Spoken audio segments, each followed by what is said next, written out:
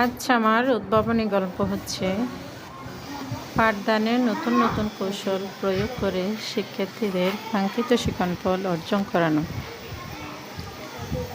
জীবনের উন্নতি অগ্রগতির জন্য পরিশ্রমের কোনো বিকল্প নাই।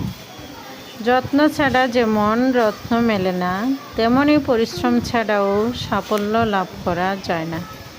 তাই আমাদের শিশুদের উজ্জ্বল ভবিষ্যৎ বিনির্মাণে যে স্বপ্ন আশা আমাদের মাঝে আছে, তা বাস্তবায়নের জন্য আমাদের কঠোর পরিশ্রম করতে হবে।